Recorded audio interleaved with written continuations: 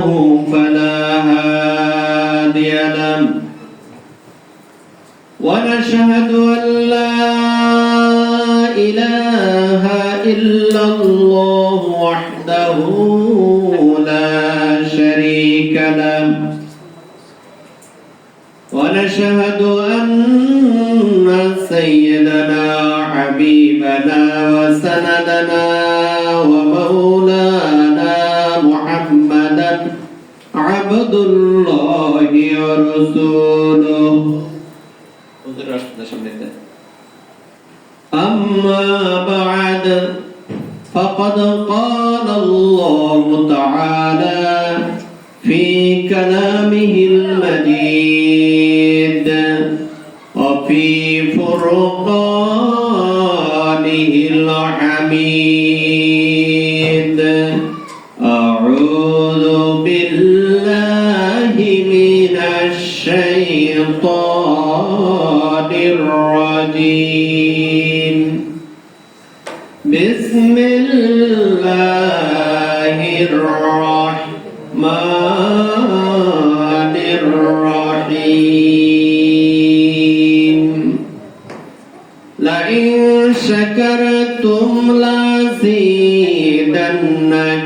ولئن كفرتم إن عذابي لشديد وقال تعالى إن الله وملائكته يصلون على النبي يا أيها الذين آمنوا صلوا عليه وسلموا تسليما صلى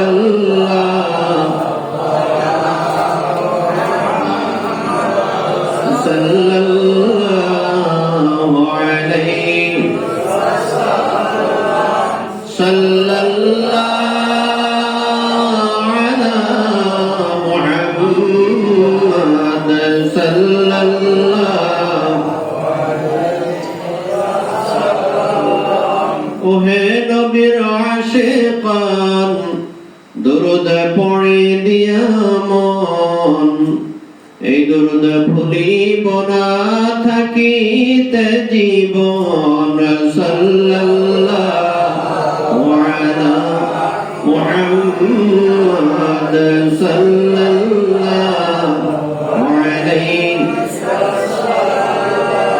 সাল্লাল্লাহু আলা মুহাম্মাদ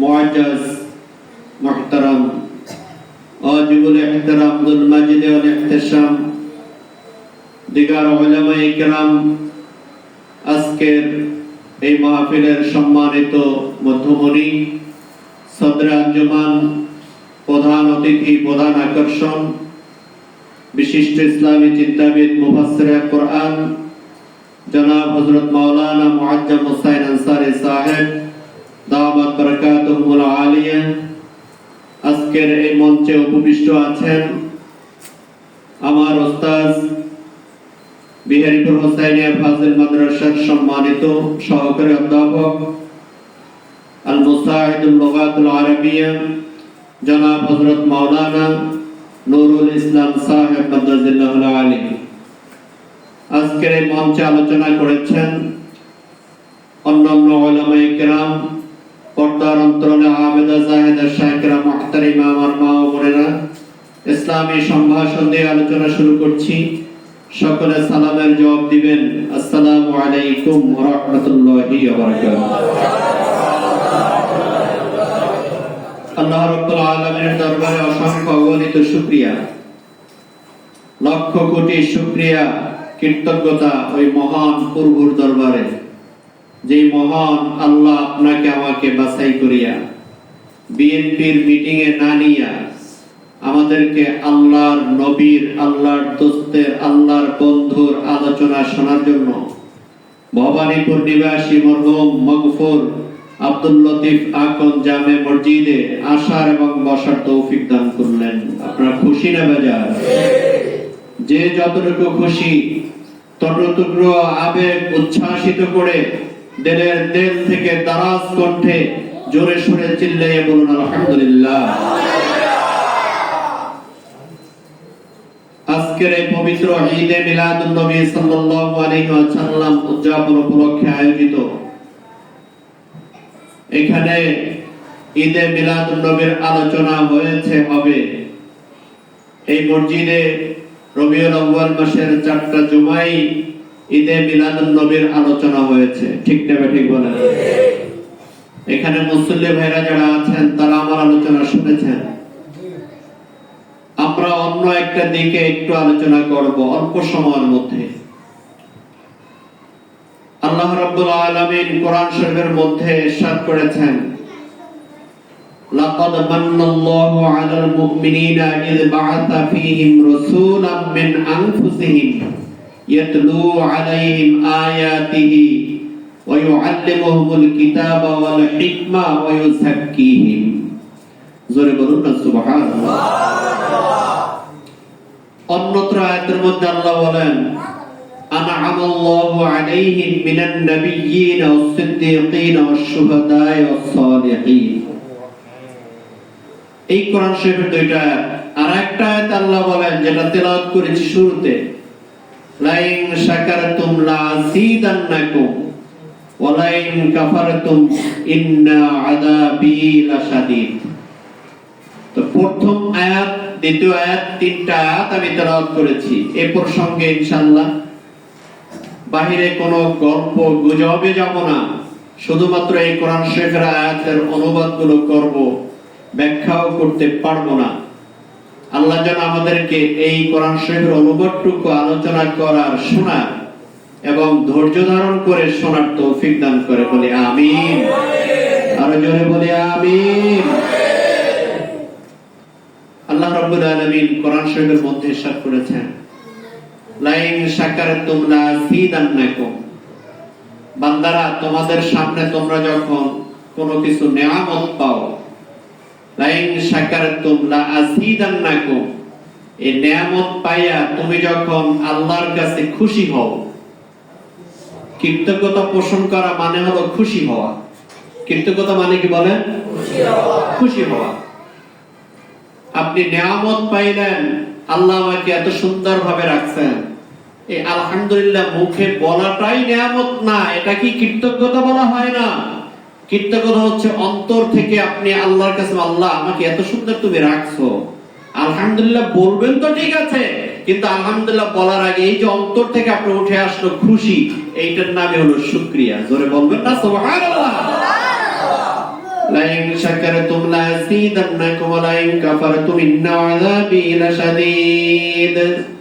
আমার আল্লাহ বলেন, বান্দারে, তোমার সামনে অগণিত নিয়ামত আমি দিয়ে দেই, হাজারো হাজার নিয়ামত, লক্ষ কোটি নিয়ামত। এই নিয়ামত পায়া যেই বান্দা আমার কাছে খুশি হয়, নিয়ামত পাওয়ার পর যে বান্দা আল্লাহর দরবারে কৃতজ্ঞতা পোষণ করে, অন্তর থেকে আল্লাহ রাব্বুল আলামিনকে জানায় দেয়, আল্লাহ তুমি আমাকে ভালো রেখেছো, আলহামদুলিল্লাহ তুমি আমাকে খুশি রাখছো। ইচ্ছা করলে আমাকে তুমি বিপদের মধ্যে ফেলাইতে পারতা, ইচ্ছা করলে রাস্তার মধ্যে যে গাড়িটা অ্যাক্সিডেন্ট করেছে আমি ওই গাড়ির মধ্যে থাকলেও থাকতে পারতাম, ইচ্ছা করলে ওই ফেরির বন্যার মতো আমাদের দক্ষিণ অঞ্চল বন্যায় আল্লাহ ডুবাইয়ে দিতে পারতাম। আল্লাহ তুমি আমাকে নেয়ামত দিয়া আমাকে এত সুন্দর করে বাঁচাইয়া রাখছো। সকলে একবার বলি আলহামদুলিল্লাহ। লাইন শাকারতুম লাযীদান্নাকুম ওয়া লাইন কাফারতুম ইন্না আযাবী লাশাদীদ। বান্দারে, তোমাকে আমি এক নয়, দুই নয়, হাজারো হাজারো লক্ষ লক্ষ নেয়ামত দিয়ে তোমাকে আমি বাঁচাইয়া রাখি। নেয়ামতের শুকরিয়া আদায় যারা করে, নেয়ামতের যারা আল্লাহর দরবারে কৃতজ্ঞতা পোষণ করে, আল্লাহ রাব্বুল আলামিন বলেন আমি তাদের ওই নিয়ামত আরো বাড়াইয়া দেই। আর যারা এই নিয়ামতের শুকরিয়া আদায় করতে পারে না, আমি আল্লাহ রাব্বুল আলামিন ইন্না আযাবি লাশাদীদ, আমি তো তাদেরকে নিয়ামত বাড়াইয়া দিবই না, বরঞ্চ তারা যে নিয়ামতের অশুকরিয়া আদায় করলো, কুফরি করলো, অস্বীকার করলো, আল্লাহ দেশে কি ধান পড়ে গেছে, আল্লাহ দেশে কি আমার ইনকাম নাই, আল্লাহ দেশে কি আল্লাহ অনেক কিছু অনেকে আমরা বলি। আল্লাহ রাব্বুল আলামিন বলেন, বান্দারে যাদেরকে নিয়ামত দেওয়ার পর অশুকরিয়া আদায় করো, আমি আল্লাহ রাব্বুল আলামিনের আযাব সবচেয়ে কঠিন আযাব। ইন্না আযাবি লাশাদীদ, তোমাদের জন্য আল্লাহ রাব্বুল আলামিন জাহান্নামের মধ্যে তোমাদের আযাব নির্ধারণ করে রেখেছেন, কারণ আমরা শুকরিয়া আদায় করি নাই। ঠিক না বেটি? শুকরিয়া আদায় করতে পারি না। আল্লাহ রাব্বুল আলামিন আমাকে এত সুন্দর মসজিদ দিলেন, মসজিদে বসা আছি, গরম লাগে না। ঈদে মিলাদুন নবীর আলোচনা চলছে, মসজিদের মধ্যে কত আনন্দদায়ক জায়গা। এরপর আমরা নিয়ামতের যদি শুকরিয়া আদায় না করি, আমি যদি এই মসজিদে এসে নামাজ আদায় না করি, আমি যদি এখানে মসজিদের হক আদায় না করি, ইমাম সাহেবের খবর না নেই, জামাত হয়েছে কিনা খবর না নেই, তাহলে আমার এই মসজিদের শুকরিয়া আদায় করা কি হবে বলেন? আমার আল্লাহ রাব্বুল আলামিন বলেন, তোমাদেরকে আমি যত নিয়ামত দিয়েছি, সব নিয়ামতের মধ্যে 1 নাম্বার নিয়ামত হচ্ছে আল্লাহ আমাদেরকে আশরাফুল মাখলুকাত হিসেবে সৃষ্টি করেছেন। ঠিক না বেঠি? আশরাফুল মাখলুকাত হিসেবে আল্লাহ আমাদেরকে সৃষ্টি করেছেন। লাকাদ খালাকনাল ইনসানা ফি আহসানি তাকওয়িম, আমার আল্লাহ রাব্বুল আলামিন বলেন, বান্দারে তোমাকে আশরাফুল মাখলুকাত হিসেবে বানাই আমি ক্ষান্ত হই নাই। দুনিয়ার মধ্যে 1 লক্ষ 2 লক্ষ 24,000 পয়গম্বর এসেছেন। দুনিয়ায় আমি অনেক মাখলুক বানাইছি, এর মধ্যে সর্বসেরা সর্বশ্রেষ্ঠ মাখলুকের নাম কি বলতে পারেন? সব সেরা, সবচেয়ে সেরা মাখলুক আল্লাহর সৃষ্টিজীবের মধ্যে 1 নাম্বার মাখলুক কোনটা? জোরে বলেন কোনটা? আরবিতে বলা হয় ইনসান। আরবিতে বলা হয় কি? ইনসান। আমার আল্লাহ রাব্বুল আলামিন বলেন, লাকাদ খালাকনাল ইনসানা, আমি আল্লাহ রাব্বুল আলামিন তোমাদেরকে বানাইছি, মানুষ হিসেবে বানাইই আমি শেষ হই নাই। আমি তোমাদেরকে বানাই অত্যন্ত সুন্দর করে একটা চেহারা তোমাদেরকে আমি আল্লাহ দিয়েছি। জোরে বলেন সুবহানাল্লাহ।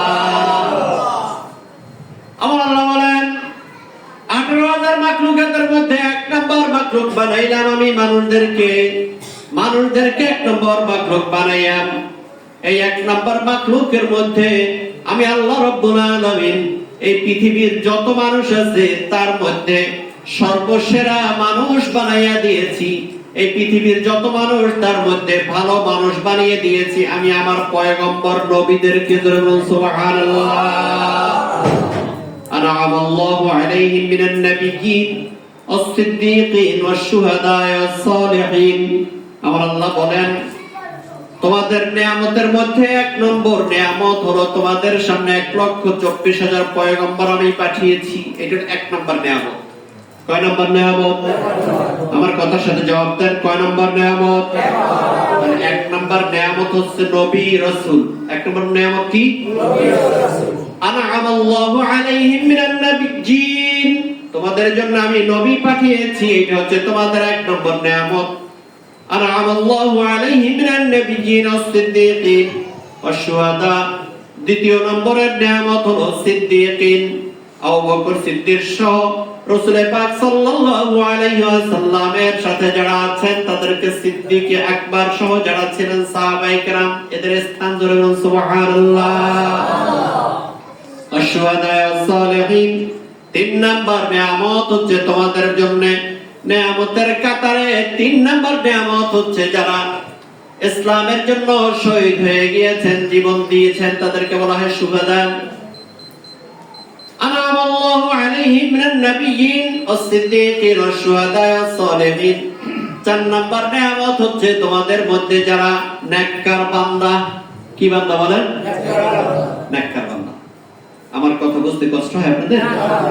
1 নাম্বার হলো নবী, 2 নাম্বার আনআমাল্লাহু আলাইহিম মিনান নাবিয়্যিন ওয়াস-সিদ্দীকিন, 2 নাম্বার হলো সাহাবা সিদ্দিক, 3 নাম্বার হলো শুহাদা, 4 নাম্বার হলো সালেহ। সালেহ অর্থ হলো ভালো। সালেহ অর্থ কি বলেন? ভালো, নেককার যারা, আল্লাহওয়ালা যারা। আমাদের এই দেশে আল্লাহওয়ালা যারা, আল্লাহ রাব্বুল আলামিন নবীদেরকে বলছেন, আল্লাহ তোমরা নবী তো আর পাবা না, নবী তোমরা পাবা না, তোমাদের মাঝে আমি আল্লাহ রাব্বুল আলামিন আল্লাহওয়ালা কিছু বান্দা পাঠিয়ে দেব। ওই আল্লাহওয়ালা বান্দা যারা নবীদের কাজগুলো করবে তাদেরকে বলা হয় উলামা। আল উলামা ওয়ারাসাতুল আম্বিয়া। আমি তোমাদের মাঝে একদল আলেম পাঠাবো যারা নবীদের কাজগুলো তারা করবে। জোরে বলেন না সুবহানাল্লাহ। নবীদের কাজগুলো যারা করবে তাদেরকে বলা হয় উলামা, আলেম। আলেম মানে জ্ঞানী, যারা কোরআন হাদিসের একটু জ্ঞান রাখবে তারা। তাহলে আমরা কি পাইলাম? আমাদের মাঝে নিয়ামত পাইলাম চারটা নিয়ামতের মধ্যে এক নম্বর নিয়ামত আনআমাল্লাহু আলাইহিম মিনান নাবিয়্যিন।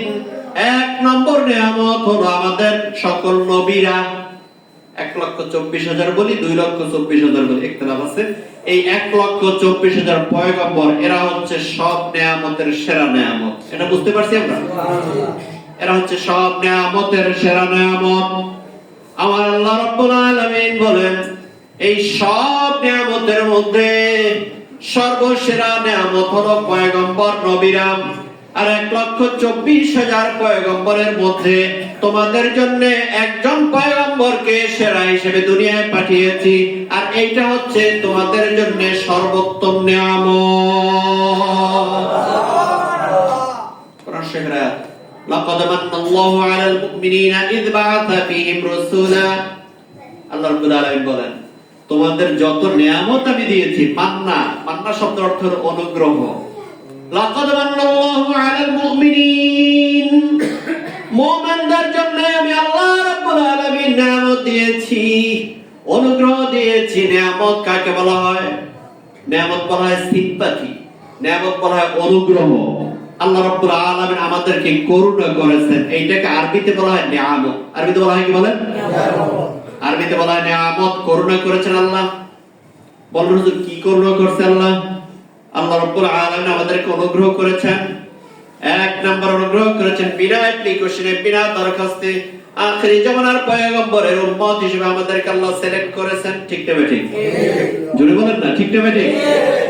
সিলেক্ট করেছেন। আপনি আমি দরখাস্ত করি না, আলাস্তু বিরাব্বিকুম ক্বালু বালা।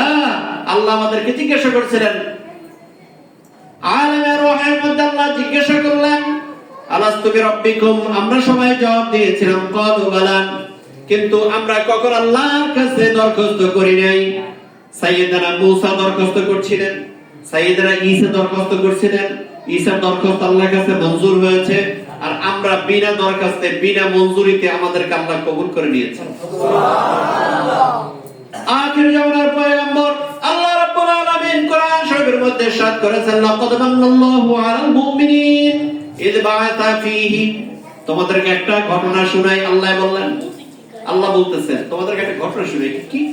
লাকাদ মান্নাল্লাহু, আল্লাহ রাব্বুল আলামিন বলেন, তোমাদের উপরে যত অনুগ্রহ আমি করেছি, যত নিয়ামত তোমাদেরকে আমি দিয়েছি, সব নিয়ামতের সেরা নিয়ামত, সব অনুগ্রহের সেরা অনুগ্রহ হচ্ছে তোমাদের মাঝে, তোমাদের মধ্য থেকে আখিরি জামানার পয়গম্বরকে আমি আল্লাহ পাঠিয়ে দিয়েছি। আলাল মুমিনিনা ইয বাআসা ফীহিম রাসূলা। আমাদের মধ্য থেকে নবীদেরকে যত পাঠাইছেন, সবচেয়ে সেরা নিয়ামত তোমাদের মাঝে আমি আল্লাহ রাব্বুল আলামিন আখিরি জামানার পয়গম্বরকে তোমাদের মাঝে পাঠিয়েছি। এই কথাটা বলতেছেন আল্লাহ। আমি কোন ইখতিলাফি মাসালায় যাব না, শুধু এইগুলো বলে যাব ইনশাআল্লাহ। ইখতিলাফি আলোচনা করে ইনশাআল্লাহ আমাদের প্রধান অতিথি করবেন। ইসবাসা ফীহিম রাসূলাম মিন আনফুসিহিম, তোমাদের মাঝখান থেকে এমন একজন পয়গম্বর আসবে, আনা খাতামুন নাবিয়্যিন লা নাবিয়্যা বা'দি। আল্লাহ রাসূল বললেন, আমি হচ্ছি সর্বশেষ নবী, আমার পরে আর কোন নবী পৃথিবীতে আসবে না। লা নাবিয়্যা বা'দি। আল্লাহ জানায় দিলেন, ইসবাসা ফীহিম, তোমাদের জন্য যত অনুগ্রহ করেছি, তোমাদের জন্য অক্সিজেন দিয়েছি, পানি দিয়েছি, মাটি দিয়েছি, স্বর্ণ দিয়েছি, রূপা দিয়েছি, যা কিছু দিয়েছি, আমি আল্লাহ রাব্বুল আলামিন যা দিয়েছি, সবচেয়ে সেরা নিয়ামত হচ্ছে তোমাদের নবী, সবচেয়ে সেরা নিয়ামত হচ্ছে আখিরি জামানার পয়গম্বর, সবচেয়ে সেরা নিয়ামত হচ্ছে সাইয়্যিদুল আম্বিয়া সাকালাইন কিবলাতুন রাসূল পাক সাল্লাল্লাহু আলাইহি ওয়াসাল্লাম। জোরে বলুন সুবহানাল্লাহ। সবচেয়ে সেরা নিয়ামত। আমরা আল্লাহ রাব্বুল আলামিন বলেন তোমাদেরকে নিয়ামত দিলাম। এখন প্রথম কোরআন শরীফের আয়াত আমি তেলাওয়াত করেছি, যারা নিয়ামতের শুকরিয়া আদায় করে তাদের নিয়ামত আল্লাহ বাড়াইয়ে দেয়। সুবহানাল্লাহ। যারা নিয়ামতের শুকরিয়া আদায় করে তাদের নিয়ামত আল্লাহ কি করে? এখন সবচেয়ে সেরা নিয়ামত, আমি কিন্তু অল্পতে বলে আসছি, সবচেয়ে সেরা নিয়ামত কোনটা? হযরতে মুহাম্মদুর রাসূলুল্লাহ। এটা বুঝতে পারছেন আপনারা? এটা কোরআন শরীফের কথা, কোন হাদিসের আলোচনা নেই। কোরআন শরীফের কথা, সবচেয়ে সেরা নিয়ামত হচ্ছে হযরতে মুহাম্মদুর রাসূলুল্লাহ সাল্লাল্লাহু আলাইহি ওয়াসাল্লাম। আল্লাহ আমাকে জানায় দিলেন তোমার নবী আসার কারণে তোমার নবী হচ্ছে সেরা নবী, তোমার নবী হচ্ছে সাইয়্যিদুল আম্বিয়া, তোমার নবী হচ্ছে সবচেয়ে বড় অনুগ্রহ, সবচেয়ে বড় করুণা, সবচেয়ে বড় নিয়ামত। এখন আল্লাহ বললেন শুকরিয়া আদায় করো। এখন আমার শুকরিয়া আদায় করা আমার জন্য দায়িত্ব কিনা বলেন? এখন যদি আমার উপরে দায়িত্ব হয়ে থাকে আর শুকরিয়া আদায় যদি না করি, তাহলে আল্লাহ বলেন ইন্না আযাবি লাশাদীদ, তোমার জন্য আযাব আছে অনেক। এখন যে কোনো একটা নিয়ামত পাইয়ে শুকরিয়া আদায় করা লাগবে। সেখানে আমরা 4 নাম্বার নিয়ামত না, 3 নাম্বারটাও না, 2 নাম্বারটাও না, 1 নাম্বারটাও না। 1 নাম্বার নিয়ামত হইছে 2,24,000 পয়গম্বর। এই 2,24,000 পয়গম্বরের মধ্যে আমরা সর্বশ্রেষ্ঠ মহামানব, সর্বশ্রেষ্ঠ নবী সাইয়্যিদুল আম্বিয়া ওয়াল মুরসালিন সাকালাই ইমামুল কিবলাতাইন হযরতে মুহাম্মদুর রাসূলুল্লাহ সাল্লাল্লাহু আলাইহি ওয়াসাল্লাম। ঠিক ঠিক বলেন? এখন এই নবীকে পাইয়া, এই নবীকে যে আমরা রবিউল আউয়াল মাসে পাইছি, এ ব্যাপারে কোনো ইখতিলাফ নাই। সোমবার পাইছি তাতেও কোনো মতবিরোধ নাই। সোমবার পাইছি মতবিরোধ নাই, রবিউল আউয়ালে পাইছি মতবিরোধ নাই, সুবে সাদেকের সময় পাইছি তাতেও কোনো মতবিরোধ নাই। তারিখটা যা হয় হোক, এটা নিয়ে আমার আলোচনা না। সর্বশ্রেষ্ঠ মহামানব আমেরিকার এইচ মাইকেল হার্ট, বিজ্ঞানীরা সকলে মিলে একটা তালিকা করলেন। এই পৃথিবীর যত বিজ্ঞানী আছে, এই পৃথিবীর মধ্যে যত দার্শনিক আছে, ফিলোসোফার আছে, এদের একটা তালিকা করলেন। এই তালিকার মধ্য থেকে বেছে বেছে সারা বিশ্বের মধ্যে শুরু থেকে এ পর্যন্ত তারা ঘাটাঘাটি করলেন। ঘাটাঘাটি করে 100টা নাম আনলেন। কত নাম আনছেন? 100 নাম। 100 নাম আনার পর 1 নাম্বার 2 নাম্বার নিচের দিকে যা কিছু আছে না কেন, কিন্তু 1 নাম্বার 2 নাম্বার 3 নাম্বারে কার নাম দেবেন খুঁজে পায় না। 1 নাম্বারে কার নাম দেবে খুঁজে পায় না, কার নাম দেবে। শেষ পর্যন্ত যত যাচাই বাছাই করে কোনো কাজ হয় না, খুঁজেই পায় না। যার নাম দেয় দেখে তার মধ্যে এই খুঁত, অমুকের নাম দেয় এর মধ্যে এই খুঁত। আমাদের মধ্যে ভাব আছে না? এই মনে করেন অমুক হুজুরের মধ্যে এই খুঁত, অমুক হুজুরের মধ্যে এই, কিন্তু মানুষ হিসেবে ভুল তো সবাই করে। সাইয়্যিদুনা মুহাম্মদুর রাসূলুল্লাহর নাম যখন উঠে আসে, বারবার নামটা যখন উঠে আসে, নামটার মধ্যে তাকাইয়া বিজ্ঞানীরা গবেষণা করে দেখে নামের মধ্যে কোনো খুঁত না। তার নাম 1 নম্বরে দিয়ে দিলেন। ওই বিধর্মীরা খ্রিস্টানরা তারা আমার নবীর নামটারে কয় নম্বরে দিয়েছে? 1 নম্বরে। এখনো লটকা নাম রেখে 100 নামের মধ্যে 1 নম্বর দিয়ে দিলেন। আসলেই তো আমার নবী ছাড়া 1 নম্বর আর পৃথিবীতে কোনো মহামানব আছে বলেন? কোনো কেউ নাই। আমার নবীর ওস্তাদ হচ্ছে বুইস্তু মুআল্লিমান, আল্লাহ রাসূল সাল্লাল্লাহু আলাইহি ওয়াসাল্লামের শিক্ষক হচ্ছে আমার আল্লাহ। সুবহানাল্লাহ। এখন এই আল্লাহ তো আর কেউ শিক্ষক না, আর কেউ শিক্ষক বলেন। দেখেন মহামানব হওয়ার ব্যাপারে আমার নবী, এই ব্যাপারে কোনো ইখতিলাফ হওয়ার কোনো সুযোগই নেই। এখন এই মহামানবকে আমরা পাইছি আমাদের নবী হিসেবে, এই মাসে পাইছি। এই জন্য আমরা একটু খুশি। আমরা এখানে যারা আছি এর মধ্যে কেউ বেজার আছেন বলেন? নবী যে আমাদের মাঝে, আমরা যে নবীর উম্মত। ঈসা আলাইহিস সালাম দরখাস্ত করেছে, আল্লাহ ওই রকমের নবী, যেই নবী আগে জান্নাতে যাবে, আবার ওই নবীর পরে সব উম্মতের মধ্যে প্রথম জান্নাতে চলে যাবে, আখির জামানার পয়গম্বরের উম্মত। জোরে বলুন সুবহানাল্লাহ। ঈসা আলাইহিস সালাম কয় যদি উম্মতরাও আগে যায়, আল্লাহ হেলে আমার নবী লাগবে না, আমার নবীর দপ্তর কাটিয়া আমার ওই উম্মত বানাই দাও। জোরে বলেন না সুবহানাল্লাহ। কিন্তু আমরা তো কোনো দরখাস্ত করি নাই, আমরা কোনো ভোট দেই নাই। এই জন্য আমাদের কাছে মনে হয় যেন কেমন কেমন কিছু লোক আছে এটার বিদ্বেষ করে। আল্লাহ রসুলের আগমন নিয়ে আমরা এই যে খুশি, এইটাকে আরবিতে বলা হয় ঈদ। এই খুশি এটাকে আরবিতে বলা হয় কি? সবাই বলেন, খুশি এটাকে আরবিতে বলা হয় কি? খুশি এটাকে আরবিতে বলা হয় ঈদ। মিলাদুন নবী, রাসূল পাক সাল্লাল্লাহু আলাইহি ওয়াসাল্লামের আগমন। রাসূলের জন্ম মানে কি? আগমন। এখন ঈদ মানে খুশি। রাসূলের আগমনে যারা যারা খুশি এটাকে বলা হয় ঈদে মিলাদুন নবী। আর যারা রাসূলের আগমনে খুশি তারা এই অনুষ্ঠানটা করে। এখন আপনাদের কাছে প্রশ্ন, রাসূলের আগমনে আমরা এখানে যারা আছি বা বাহিরে যারা আছে বা কোন মুসলমান কি বেজার হইতে পারে? জোরে বলেন, পারে? এখন বলবেন যারা বলে পার্থক্যটা কি? পার্থক্যটা খালি ঈদ শব্দটা লইয়া। পার্থক্যটা কি লইয়া? একটা হলো ঈদ শব্দ নিয়ে পার্থক্য, আর একটা হলো পবিত্র নিয়ে পার্থক্য। পবিত্র একটা শব্দ আছে, পবিত্র শব্দটা নিয়ে তারা পার্থক্য করে যে এটাকে পবিত্র কয়। আমরা কই পবিত্র ঈদে মিলাদুন নবী সাল্লাল্লাহু আলাইহি ওয়াসাল্লাম, হুজুর পবিত্র করেন কেন? এটা একটা পার্থক্য। আর ঈদ কয় কার, এটা একটা পার্থক্য। পবিত্র নিয়ে অত কথা না, ঈদ কেন বলেন? ঈদ নিয়ে পার্থক্য। ঈদ বলা যাবে না, ঈদ বললে নামাজ লাগবে, ঈদ বললে ইফতার লাগবে, ঈদ বললে কোরবানি লাগবে, এই কথা। এখন আমরা যে অর্থে ঈদ বলি আপনাদেরকে বলি, আজকে আমরা যে আলোচনা করছি এখানে, আমরা কি বলছি যে ঈদটা ওই যে ঈদুল আযহা আর ঈদুল ফিতর ওই রকমের ঈদ? এটা কি এই রকমের ঈদ? এই ঈদ আরবি শব্দ, আল্লাহ রাসূলের আগমনে আমরা খুশি, এটাকে আরবিতে বলা হয় ঈদ। জোরে বলেন না সুবহানাল্লাহ। মুআতার মধ্যে এসেছে ঈদ আউদুন থেকে বারবার খুশি যেটা ফিরে আসে তাকে বলা হয় ঈদ। তাকে বলা হয় কি? বারবার যেটা ফিরে আসে। যেমন ঈদুল ফিতর প্রতি বছর আসে না আসে না? ঈদুল আযহা প্রতি বছর আসে না আসে না?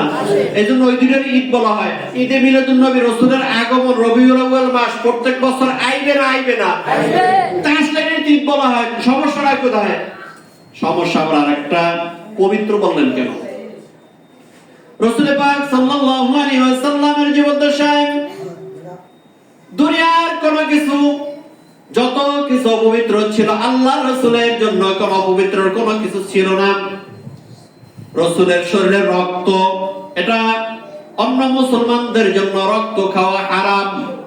রাসূল পাক সাল্লাল্লাহু আলাইহি ওয়াসাল্লামের রক্ত পান করা হারাম ছিল না।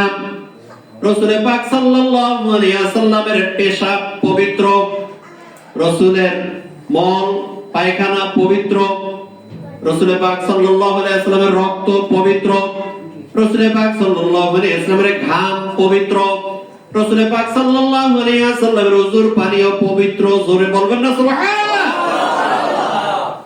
রাসূল পাক সাল্লাল্লাহু আলাইহি ওয়াসাল্লাম না শুধুমাত্র আমার রাসূল না, আল্লাহ রাব্বুল আলামিন মাটিকে ঘোষণা করে দিলেন, মাটি শুনে রাখো, তোমাদেরকে একটা নোটিশ করি। কি নোটিশ? এই পৃথিবীর মধ্যে 1,24,000 পয়গম্বর, 2,24,000 পয়গম্বর, যত নবী আসবে, এই নবীদের প্রস্রাব পায়খানা এই দুইটা পবিত্র। যখন তারা যখনই কাযায়ে হায়াত করবে, যখন তারা এই প্রস্রাব পায়খানা করবে, যখন ওয়াশরুমে যাবে, বাথরুমে যাবে, সাথে সাথে মাটি তুমি এটা খাইয়া ফেলবা, এটা যেন মানুষ না দেখে। বলুন সুবহানাল্লাহ। কেউ দেখতে পারে না, কোন নবীর মল মূত্র আজ পর্যন্ত কেউ দেখতে পারে না। মাটি খেয়ে ফেলছে সাথে সাথে। আল্লাহ রাসূল সাল্লাল্লাহু আলাইহি ওয়াসাল্লামের সাহাবী হযরত জাবের রাদিয়াল্লাহু তাআলা একবার চিন্তা করলেন, রাসূল পাক সাল্লাল্লাহু আলাইহি ওয়াসাল্লাম হাজতে যাবেন। রাসূল বললেন আমার একটা হাজত ছাড়তে হবে। রাসূল হাজতে যাবেন। রাসূল বললেন আমি হাজতে যাব। হুজুর এই মরু ময়দান, কোথায় হাজতে যাবেন? রাসূল বললেন ওই যে দুইটা গাছ আছে, গাছ দুইটাকে আমার জায়গায় সালাম দাও। দূরে যে দুইটা গাছ দেখা যায়, গাছ দুইটাকে সালাম দাও আর আমার কথা বলো। গাছ দুইটাকে সালাম দেওয়া হইল। রাসূল ময়দানে বসলেন, গাছ দুইটা চলে আসলো, চতুর্দিক থেকে ব্যারিকেড দিল। যেই গাছটা চতুর্দিক থেকে ব্যারিকেড দিল, রাসূল পাক সাল্লাল্লাহু আলাইহি ওয়াসাল্লাম তিনি ওইখানে তার কাজা হাজত করলেন। রাসূল পাক সাল্লাল্লাহু আলাইহি ওয়াসাল্লামের সাহাবী হযরত জাবের রাদিয়াল্লাহু তাআলা তিনি চিন্তা করলেন আজকের একটা সুযোগ পাইছি, এই সুযোগে আমি রাসূল পাক সাল্লাল্লাহু আলাইহি ওয়াসাল্লামের যে মলমূত্র দেখমু, রাসূলের পায়খানা কমে যায়। জোরে বলেন না সুবহানাল্লাহ। নারে তাকবীর, নারে তাকবীর। প্রধান অতিথির আগমন,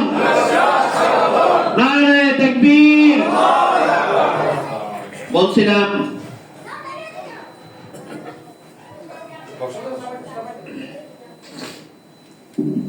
তো জিকির করে লা ইলাহা ইল্লাল্লাহ, জোরে লা ইলাহা ইল্লাল্লাহ, আর জোরে লা ইলাহা ইল্লাল্লাহ, লা ইলাহা ইল্লাল্লাহ। বহু দূর মদিনা বলে, বহু দূর মদিনা, কেমনে যাব জানি না বলে, কেমনে যাব জানি না। দয়াল আল্লাহ দয়া করে, দয়াল আল্লাহ দয়া করে, নসিব কর মদিনা।